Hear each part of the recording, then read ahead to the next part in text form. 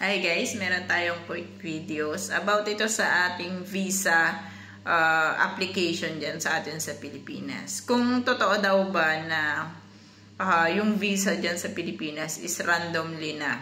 So that means na yung pagpapa-appointment is meron kayong first, for example, sa day na to, merong first 100. So, the next day is first 100 ulit. So, hindi siya talaga yung actually nakagaya dati na pag nag-open sila, is open talaga yung visa application or yung visa appointment na tinatawag. So, bago po yan yung rules na yan ng BFS.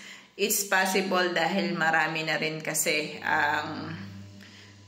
ang nag-a-apply dito sa Czech Republic. And second, meron pa rin nagsabi sa akin na nagbabayad daw sila ng worth 2,000 or 2,400 yata, if I'm not mistaken, para mapauna doon sa parang i-priority ba, ganyan. So, yung bayad na yun is from agency. So, hindi ko tinotolerate, pero mali yun guys na singilan kayo ni agency nyo ng parang mauna, ganon. So, parang kapag nagbayad kayo ng 2,400 or 2,000 na lang, tapos, kunwari, 10 kayo na nagbayad ng 2,000, so 20,000 na kagad yun. So, saan po yun mapupunta? Siyempre, dun sa agency. Hindi ko yun sinasabi na proven. Hindi ko rin yun sinasabi na talagang may ganon. Pero, isa po sa nagtanong sa akin is kung normal daw ba yung may ganon sa agency. Kasi siya daw is nakuhanan. So, way back last week ko pa yata yung nabasa. Actually, 2 na yung nabasahan ko ng ganon sa comment section ko, and wala akong masabi kasi hindi po ganon nung mga panahon namin way back 2022 is si agency ang bahalang magpa-appointment. So kung tatanong nyo, ang agency ko po is ang Venture. Sila yung nag-appointment para doon sa visa application po namin. So walang hiningi sa amin na ganyang mga something like that. Kasi ngayon lang daw yung randomly na ganyan sa ating VFS. I'm not sure kung ano yung reason, kung bakit ganon. But ngayon lang po yan. Hindi yan nangyari nung time namin. Kaya hindi ko po siya masyadong masasagot. Pero, ang masasagot ko na true talaga is yung pagdating dito sa Czech Republic ng inyong papers. Pagdating po dito is hindi siya first in, first out. So, that means nakadepende po kay employer nyo kung kayo ay makakaalis kaagad ng Pilipinas. Bakit ko sinabi na depende sa employer? So, ganito yan. Darating po dito yung papel nyo.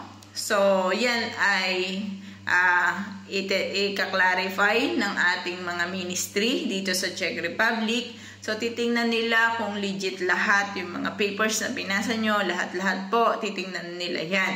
So, kapag nakita na po nila na okay na yan, so, i-approve po nila yan. Once na na-approve po nila yan, ngayon itong si employer nyo is hindi pa kayo ganun kakailangan.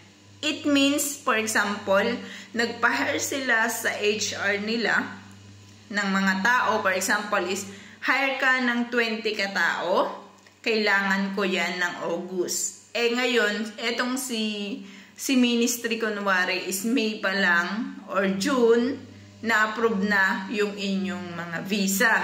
So, ibig sabihin, nakalagay na po siya doon sa website ng Ministry ng Czech Republic, is approved na siya.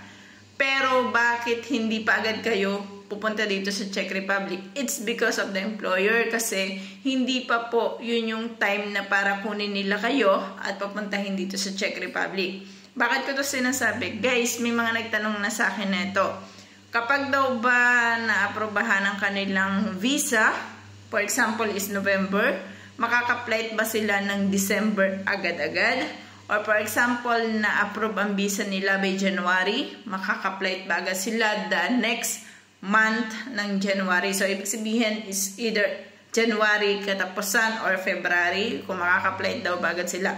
So, it depends po yan sa inyo pong employer. So, hindi po yan depende sa ministry na kapag na-approve nila is makakapag-flight na kayo. So, tandaan nyo po ang information ng inyong flight details, ang information ng pagpunta nyo dito sa Czech Republic is nakadepende po sa inyong employer at hindi po siya nakadepende sa ministry. Si ministry is mag-a-approve lang ng inyong mga visa kung allowed kayo na makapasok dito sa Czech Republic, pero hindi si ministry ang magbibigay ng trabaho sa inyo at hindi si ministry ang magbibigay ng schedule kung kailan po kayo pupunta dito sa Czech Republic. Okay. Ang question is paano kung in-approve ni ministry ang inyong visa by January, kunwari January, in-approve ni ministry ang visa nyo. Ngayon, ang sinasabi sa ibang vlogs is after 6 months, mabovoid or mai-invalid ang inyong visa, which is true. Mai-invalid po ang inyong visa kapag lumampas na siya sa 6 months na palugit or validity ng isang visa na nanggaling po sa Czech Republic or sa ministry ng Czech Republic. Pero once na hindi po kinukuha ni agency nyo or hindi kinukuha ng employer nyo dito ang inyong visa sa ministry, hindi pa po nagra-run ang 6 months na tinutukoy ko. For example, January in-approve po ang inyong visa ni ministry. Ngayon, nakita nyo sa website ng ministry, which is www.frza.cc. So, makikita nyo doon, approved na po ang inyong visa. Ngayon, etong si agency sinabi sa inyo, August pa kayo magpa-flight. So, iniisip mo, from January to August is 8 months yun. So, ibig sabihin, may invalid na ba yung visa ko? No, hindi po. Kasi hanggat hindi kinukuha ni employer nyo dito sa Czech Republic ang inyong visa, ibig sabihin po noon, hindi po invalid pa ang inyong visa. So, magra-run lang yung validity ng inyong visa kapag kinuha. For example, January in-approve, kinuha ni employer nyo ng May. So, from May, June, July, August, September, October, November, yan po yung validity ng inyong visa. Ibig sabihin, pag lumampas kayo ng November, doon lang kayo mai-invalid po yung visa nyo. So, 6 months. So, hindi ko lang kung may nagbago ngayon, pero before is 6 months po talaga siya. Sa madaling salita po, hindi si ministry ang magde-decide kung kailan kayo pupunta dito sa Czech Republic. Ang ministry ay nag-approve lang ng mga papers nyo kung allowed kayo na makapasok dito sa Czech Republic. Kung wala kayo nilabag na batas or something like that.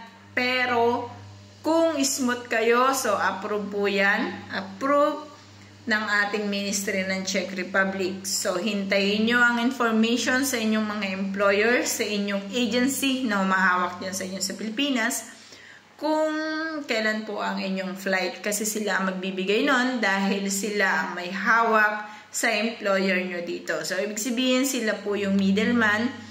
Kapag sinabi ng employer na, papuntahin mo dito yung hiningi ko sa iyong 20 katao, this May. Ibig sabihin, kung April na approve ang iyong visa, May, nasa Czech na kayo. Pero kung ang sabihin ng employer, papuntahin mo yung aking 20 packs dyan na August, April ka na approve. Di from April, May, June, July, August, so maghintay ka ng 4 months. So, ganun lang po yun. So, I hope na nakatulong or nakapagbigay ako ng konting idea sa inyo. Pero nangyari po kasi yan sa akin. So, March ako nag-visa appearance. Pagdating ng visa appearance ko, so, March din siya, na-complete requirements ako. Ibig sabihin, from March, April at May, so May po na-approve si aking visa. So, approve na yung visa ko. Ipinasa sa akin ng agency ko na approve na po yung visa ko. Nakalagay doon, approve na siya. So, syempre, sa isip ko, alis na ako kasi approve na siya. Pero hindi po ganun yung nangyari. Kasi, August po ako nakaalis. Kasi, from May, June, July, meron pong mga naka-schedule sa amin na ibang alis. So, August pa ako nakalis. So, yun lang yung sinasabi ko, no? Anyway, sana nakatulong. Thank you so much, guys!